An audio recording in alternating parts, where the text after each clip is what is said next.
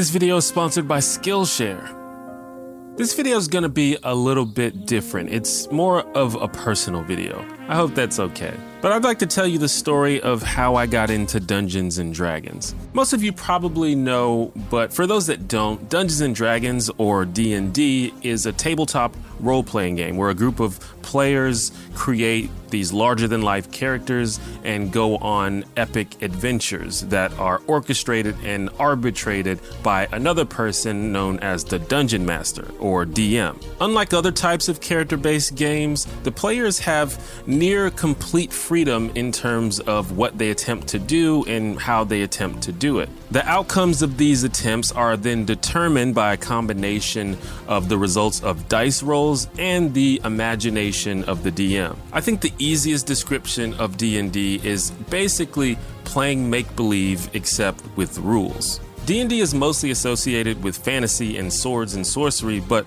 the rules are flexible enough that it can be applied to virtually any genre. And I've been playing for only about 2.5 years now, so compared to a lot of people, I'm still quite new to the game. Nonetheless, I cannot remember the last time I was as obsessed with something as I am with D&D. Hi, I'm T1J. Follow me. This video, like all my videos, would not be possible without my members and patrons, including homies like Andrew L. Batula, Andrew O'Neill, Katie Lee G, and Elizabeth Benefield. If you'd like to support the channel, you can become a homie yourself by clicking the join button below the video or by checking out my page on Patreon. So there's this YouTube channel I like called College Humor. You've probably heard of it, it's pretty popular. It's basically sketch comedy. It was once this corporate-owned media company, but there was this whole thing where everything kind of imploded and almost everybody got fired, but you can look that up if you want. That's not what this video is about. Anyway, in 2018, the folks at College Humor launched their own subscription streaming service called Dropout, which they billed as kind of their opportunity to make content that wasn't necessarily advertiser or algorithm friendly. I wasn't super interested in most of the stuff on Dropout at the time, but there was one show that I really did want to watch. It's this nerdy game show they made up called Actually. It's really cool. It's basically a show that rewards the contestants for being that obnoxious person that corrects people when they get minor things wrong about the media they love. But anyway, I signed up for Dropout literally for that one show, and I binged every available episode in like 2 days. And so I still had a lot of time left on my subscription, so I decided to check out some of the other shows. One of those other shows is Dimension 20, quite simply a show where you watch other people play D&D. Now, I had been familiar with D&D. A lot of my friends have been playing it for years. I did know about the popular D&D show Critical Role, but when I checked it out back then, I found it kind of slow and hard to follow. D&D was just something that I didn't grow up very interested in. In my Black Nerds video, I talked about how when I was growing up in black schools and black neighborhoods, a lot of the things that weren't cool were things that we associated with white people. And Dungeons and Dragons and other stereotypically nerdy things were definitely on that list. So I guess I avoided it out of social preservation or something. But when I got older and stopped caring about such things, I actually did get invited to play D&D by some friends. But I admittedly kind of flaked out because one of the ways in which my anxiety manifests itself is that I get really uncomfortable with long-term time commitments, and I guess also short-term time commitments. I don't know, I'm working on it. Plus, I'd also had experience dealing with overbearing gaming groups that get real mad when you show up late or skip sessions. Let's just say hardcore raiding groups in World of Warcraft were no joke. And ultimately, at the time, I'd never played D&D or seen anyone play D&D, so I didn't have a super strong urge or passion either way. Anyway, Dimension 20 is hosted by Brennan Lee Mulligan, who I thoroughly enjoyed through the sketches that he performed in on the College Humor YouTube channel. So I thought I'd check out his show. And if I'm being honest, it also helped that there was a black dude on the show, Lou Wilson, because even now it's still rare for me to see black people playing tabletop games, both online and in real life. So it was cool to see. I like seeing black people and stuff. So you can probably guess where this is going. I absolutely fell in love with Dimension 20, and became super interested in Dungeons & Dragons as a result. I even gave Critical Role another chance, and now I'm hooked on it as well. And these days, I'm constantly searching for new tabletop content to watch, so if you have any suggestions, please let me know. In the first season of Dimension 20, the cast plays as teenagers that go to a magical high school and have to stop an evil dragon from fulfilling a prophecy that would end the world. It's kind of like Harry Potter meets The Breakfast Club, which of course sounds a bit silly, and it kind of is, but that's half of the fun. That said, there are a lot of genuinely great character moments and surprisingly deep lore. At certain points, you kind of even forget that they're playing a game because you're so interested in what's happening in the story. And perhaps most importantly, even though they were playing a game that I'd never played before, I could still follow along and pick up everything pretty easily. Most of the basic rules of the game were pretty obvious after just a couple of episodes. I'd always imagined Dungeons & Dragons to be this super intense game with all these rules that took forever to get used to. And honestly, it is in some ways. But apparently, the most recent revision of the game was specifically designed to be more accessible to newer players. I say apparently because I've actually never played any of the previous editions of D&D, but I've heard that they can get pretty confusing. But the cool thing about D&D is that the rules aren't meant to restrict what you can and can't do like many other games. In D&D, you can attempt to do almost anything you want. The rules are there simply to help you determine the outcomes of those attempts. You want to start a brawl in a tavern? Go for it. You want to run for mayor of a nearby town? Why not? As long as you understand that just because you've attempted something doesn't mean that you will be successful. Technically, the DM is the only one who really has to have a basic understanding of the rules in order to get the game going. And even then, they can overrule any of those rules whenever they want. What I'm getting at is that watching Dimension 20 made me realize that it wouldn't really be that hard to start playing D&D. Just needed to find some people to play with. And like I implied, after watching several episodes of the show, I really wanted to play. See, I have always loved creating. I love creating characters and telling stories. It's something that I have done in one way or another for as long as I can remember. From when I used to draw my own comic book superheroes when I was a kid, to when I wrote a bunch of short stories in college. And even though this YouTube channel is largely nonfiction, I'm still creating narratives and telling stories. I'm telling a story right now. So meta. And D&D just seemed like an awesome opportunity to tell more stories. And because of that, unlike most people, I think I was immediately drawn to the Dungeon Master role. As the DM, you control the games. You have the most input in terms of what goes on in the story. Don't get me wrong, the other players definitely contribute to that story, but they're playing in your world. And that sounded like the shit to me. Luckily for me, I didn't really have much trouble finding people to play with. My brother and a few of my closest friends were down to give it a shot pretty much immediately. I'm not 100% sure why, but I think a lot of people around my age sometimes get stuck in their old boring routine and just want any reason to get out of the house and interact with other humans. It also helped that these people were actually my closest friends. I think a lot of D&D groups are initially made up of casual acquaintances or sometimes even strangers, which is fine, by the way. In fact, that's one of the cool things about tabletop games. It's how it brings people together. But the fact that we were already comfortable with each other made the initial awkwardness of sitting down and pretending to fight dragons a lot easier to get past. D&D ended up being even more fun than I thought it was going to be. I started out using pre-written adventures, of which there are plenty for anyone that wants to give it a shot, but very quickly started homebrewing my own ideas and stories into the games. Watching people enjoy and engage with something that you created in your own imagination is an amazing feeling. And I do experience that through these YouTube videos, but it is particularly special to experience that in person and in real time. Being a DM almost feels like being a mad scientist, forcing rats to crawl through this crazy maze you've invented. No offense to my players, you're not rats. But much of the time, you have very little idea how the players are going to react to the circumstance you've laid out in front of them, which in turn means you're also not sure what you're going to do next because it's dependent on what they do. This dynamic can really inspire you to set up difficult situations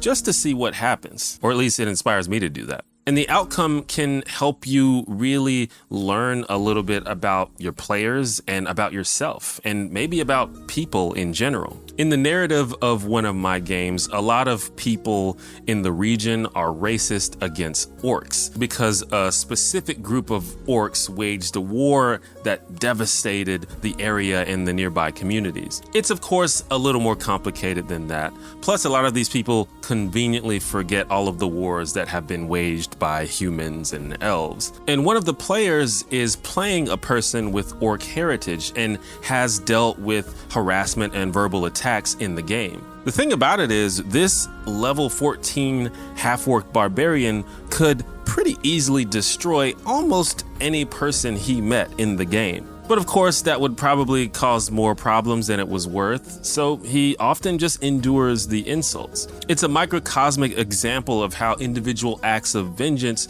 can't really solve systemic problems. I don't know, I find stuff like that interesting, and it's cool that we can create little situations like that in the game. So eventually, I would find other groups of people to play with and get to experience the game as a regular player and someone else being the DM. And the experience of the player is quite different than that of the DM. The DM plays all of the allies and all of the enemies. They know all of the secrets and all of the correct answers. The player characters, on the other hand, have to make many decisions based on limited information, which is closer to how it is in real life. You know, besides all of the goblins and magic spells and shit. I think a lot of players create self-insert characters and make decisions in the game based on what they would personally do in that situation. And that's totally cool.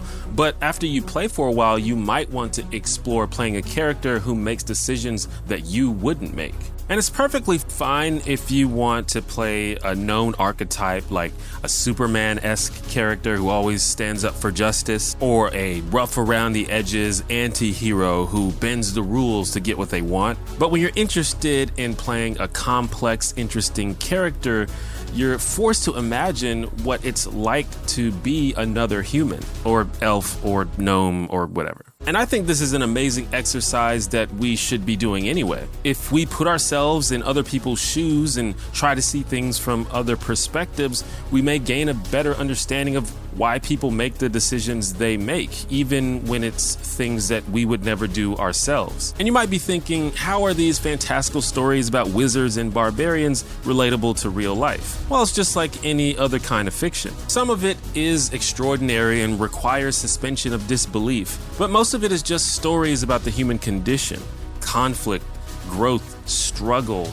love, friendship, disappointment, achievement, and so on. One character I played was a young elf who ran away from his beautiful village to a rough urban town and struggled to make ends meet once he was there. He eventually got involved with criminal groups in order to make some easy money, which I don't think is something that I would do, but the situation that this character was in, he didn't really have that many options. And there was one that just happened to be a guaranteed payday. He vowed to himself that it was only temporary, but he found himself stuck in the cycle pretty quickly. And my idea for the character was that he was a good person, but I got to think about what it would take for a good person to do some not so good things. And that's the type of shit you can think about in D&D. Another thing that people may explore is role-playing genders and sexual orientations that are different from their own. I certainly have to do this as a DM if I don't want my world to be populated by only straight men. It's an interesting challenge because when you're playing a character,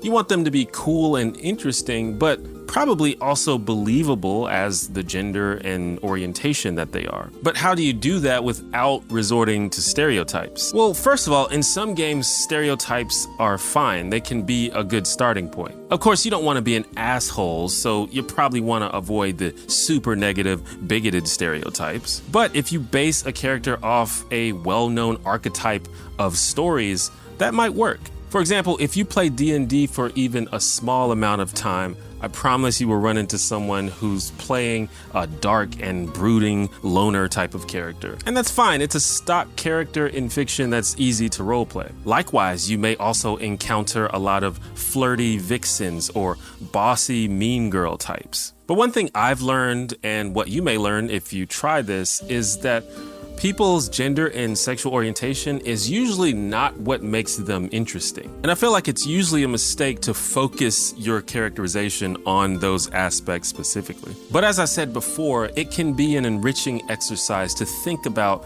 what it would be like to be a different type of person. You may be surprised what types of decisions are influenced by those character traits and what types of decisions aren't. Now listen, D&D does not have to be super deep and thought-provoking all the time. Sometimes it's literally just you goofing off with your friends and killing monsters. Role-playing is an important part of the game, but ultimately Dungeons & Dragons is about fighting bad guys. So the other half of what makes the game fun is your character build and your combat strategy. You can be very mechanics-focused in D&D if that's what's fun for you. It's amazing to plan and work as a team and use your skills efficiently to defeat powerful creatures. So everything doesn't need to be super serious. My main game plays, I would say, kind of like a cheesy fantasy soap opera. It's super magical and over the top. We do silly voices. We have hack and slash battles. It's amazing. But every now and then I still try to sprinkle in more complex social situations and tough decisions. That's just what's interesting to me, and my players seem to be into it as well.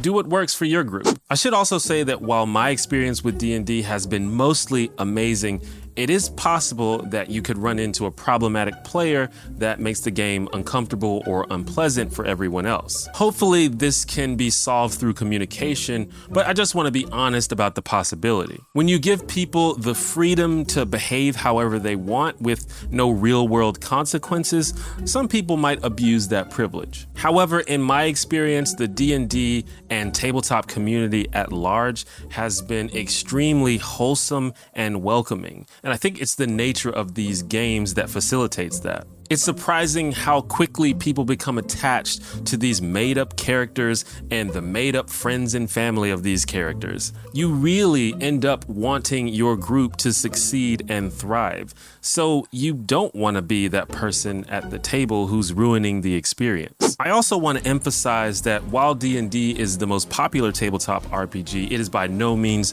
the only one. And I have started to try out some of the other systems. D&D has a great mix of all the different tabletop elements, so it's a great game to start with if you're new to RPGs and such. But at the end of the day, D&D is mostly about epic adventures and fighting monsters. There can be elements of mystery and investigation, sure, but say that's your favorite part of the game, and maybe you want to play a game that's all about mystery and suspense. Well, you might want to check out Call of Cthulhu. Or maybe you're not super interested in combat and large-scale battles, but you're more interested in the role-playing element and you want a game that zeroes in on that part of the game. Well, in that case, you might want to try Vampire the Masquerade. And I love all of these games, but so far D&D is still my favorite. D&D has dragons in it. But there are many that I still haven't played. There is a whole world out there for you to explore. But what they all have in common is this opportunity either to create amazing worlds for players to enjoy and explore and test them with complex narratives, or to imagine what it's like to be someone different than yourself in a new amazing world with endless choices. It's fucking dope. I love it all so much. That's just me though. What do you think? I want to go ahead and thank the sponsor of this video, Skillshare. Skillshare is an online learning community that helps you explore your creativity and curiosity. They offer thousands of amazing classes on topics ranging from illustration, photography, business, and much more. There are classes on Skillshare that work for any skill level from beginner to expert. And Skillshare is all about helping you learn, That means the video classes are all extremely well produced as well as ad-free. And they're always launching new classes so you can stay focused and follow wherever your creativity may take you. I've been talking a lot in this video about the different mediums that you can use to tell stories. And Skillshare has tons of classes that provide ideas on that subject, including Video for Instagram, Tell an Engaging Story in Less Than a Minute, in which filmmaker Halise Narvaez uses her knowledge in video production and digital storytelling to share how you can tell great stories even within a limited and specialized medium. Skillshare is less than $10 a month with an annual subscription. However, the first 1,000 of my subscribers to click the link in the description will get 30% off an annual premium membership. And even if you've already done a free trial of Skillshare, you can still take advantage of this offer. So go ahead and click that link below and start learning today. And remember, by supporting sponsors like Skillshare, you not only get access to a great service, but you also support me and help me take my content to the next level.